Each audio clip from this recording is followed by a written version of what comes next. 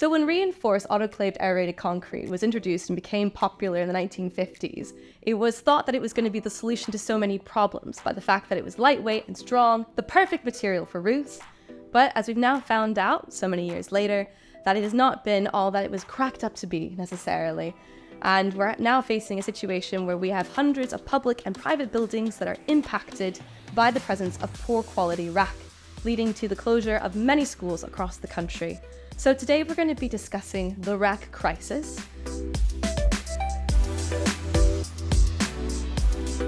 The problem is massive to solve, both in terms of funding.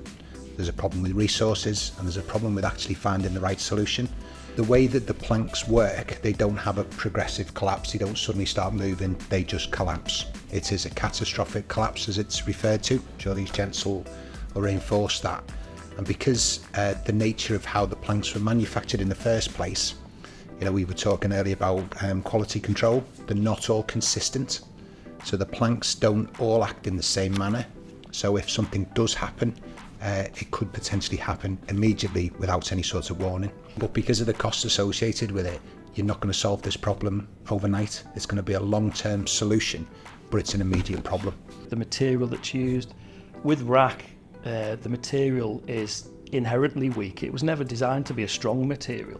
So it's performed fantastically well, given where we're at, relative to being 30, 40, 50 years out with some of these buildings. I think the main thing with estate managers, people that need to look after these buildings, is have an awareness of what that material is and have the right controls in place.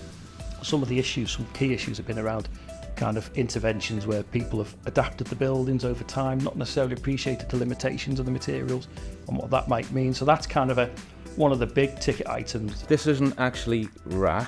This is autoclaved aerated concrete, which I actually built my house out of this material. But it's called thermalite blockwork, but it's the same problem. The minute you put in reinforcement, it's reinforced, but the stuff that we've been looking at is probably tend to be whiter than that. That is incredibly light, incredibly weak. And another little example, it massively absorbs the water. So what happens in that water absorption, it instantly attacks the reinforcement, So if you're not protecting the roof, it leaks. So the example when I was chatting to Sue about this I gave is that I've seen hundreds of flat roofs collapse because they're not looked after properly. So normally if it was a concrete roof, you'd see some spalling. If it was a timber roof, you'd see some staining on the ceiling. With RAAC roofs, it absorbs the water, so you're not seeing that problem. The big problem is uncertainty of the breadth of the problem with RAAC. At the moment, it's all it's visual surveys for detection, and they're subjective.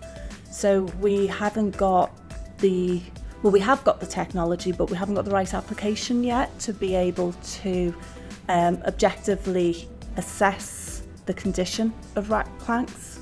RAAC is a post-war solution. We were at a stage where we had to build back fast, and it was a solution at the time, and it was innovative, and it's done what it was supposed to do. I think one of the big problems is we've not maintained it.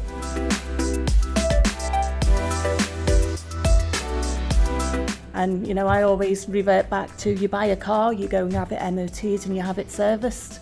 If you build a building, it needs MOT and it needs servicing to maintain its life. That's precisely the point I was going to make.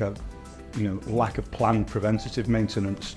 If the roof isn't leaking, people have left it, they've had finite budgets to work with, so they've let the estate go and think, well, that roof's fine, it's not leaking.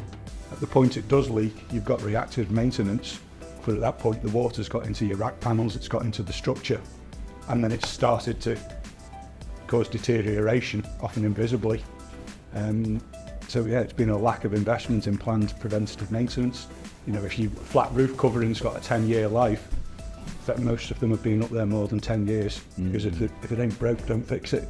But all the buildings we're talking about are public estate at the moment, and it is, and it's all to do with capital budgets as well, isn't it? Because it's never really been identified, nobody's ever provided enough maintenance money in order to maintain that, and of course the knowledge has not been there either to maintain it. Again, we talked about, BIM, we all this data that we capture and stuff like that. A lot of these, these facilities are not holding onto this data. They haven't got it within their remit, so they don't actually know what's above those ceilings or behind those walls, or propping up their roof. They don't, because that. Although we talk about BIM, and information modelling, it's still accessible. It's not really accessible to a lot of people, a lot of the organisations we talk about. I absolutely agree with that, and it's no coincidence, probably through austerity, a lot of the estates functions that were managing these public assets have diminished. The capacity, capability within the estates function has been rationalised, and there's a real lack of understanding of how to deal with it. We've got engineers we can call upon who can identify the problem. Because there isn't one unique solution to it, what you end up doing is looking at the many, many different options. Do you remediate it? Do you put steel in? Do you take it off? Do you put a new roof in? There's lots and lots of different solutions, so there isn't just one route to the market. And that's what we're finding is so complex that you've got to go through a whole regime of design. So you survey it, you design it, you come up with a solution, you do a design solution, you price it, you've got to get some funding for it. That chain gets longer and longer and longer because there isn't one simple solution. And that it varies from sector to sector. It'd be different in hospitals, to schools, to other public sector buildings, depending on the utilisation of the buildings, what's above the ceiling, what's in the way. For asset owners, it's a bit of a nightmare, because I think technically you can go in, there's a range of solutions to address it technically. I think the challenge for asset owners is how do you create a strategy across a hospital estate, an education estate? You need to assess the risk profile around the operation of those areas. You can only deal with the problem that you've got in front of you. We put in a solution that we thought was right at the beginning of our investigations. We found a solution, put some steel in, rectified the immediate problem. As things have progressed, we found out that further work is needed, so we've had to go back and revisit it. So you can't do that over and over and over again on multiple buildings in multiple areas, because you'll just end up wasting even more money. The problem with RAAC programs is the consequential work and defining the scope of the work is very, very difficult. So actually the way of working in the public sector and the procurement expectations in that environment don't really work in a RAAC sense. So I think there is a bit of a changing mindset around RAAC and how we deal with RAAC projects. Because I think there's capability in the industry, probably not enough capacity to deal with it quick enough, but actually changing mindset around how do we get value for money assurance and satisfy procurement teams in a public sector environment to deliver at pace and reduce the risk as quickly as possible. You couldn't use some procurement models to bring a contractor on board. If you wanted a fixed price lump sum figure, there's no way you will ever get that to do with RAAC, because it's the consequential costs once you've opened it up to try and uncover what the problem is and then find a solution. That's where the cost is. There's nobody in the right mind would put their name to a fixed price lump sum.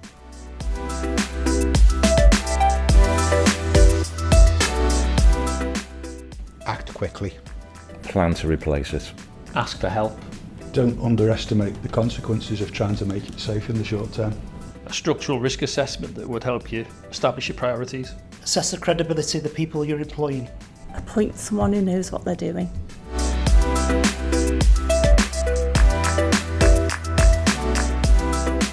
I would say try our damnedest to stick with tried and tested methods. And the problem that we're faced with is when we sort of flick to slightly more innovative ways, is we're likely to just let some little glitch of an error creep in. I think for me, if you read the Siporek brochure from 1970, it said in that brochure, RAAC planks had to be treated and protected with a material to be put into roofs to be made water resistant. That would have said, in the CDM world these days, you would have said, well, is that really the right material to put into a roof that's probably going to leak? So one of the key things with that, for me is it's obvious sometimes what the issues will be.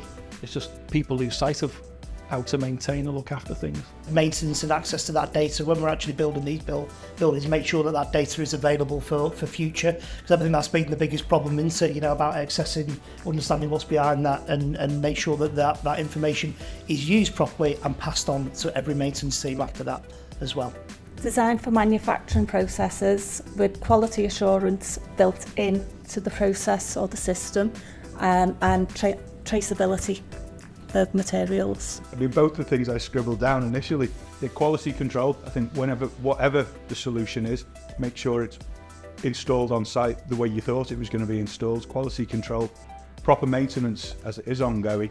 And I think, as you said, Mike, I think just sharing that knowledge. So if you are maintaining it with some database, I mean, the world's going digital now, so it's not beyond the wit of man to have an NHS estate. We've all got this roof type. On our 2-year inspection, we found this. Everybody goes, oh, well, we better go and check ours, and just learn that way, so it doesn't become a problem. So you're getting earlier knowledge. So if a problem does seem to be bubbling up, you've got a chance to react rather than it becoming the crisis we're facing now. But I also think working with academia, we should not lose sight of the fact that innovation and education has an important part to play, and I'll plug Sue's MTC in this regard because we're working with them up at Airedale.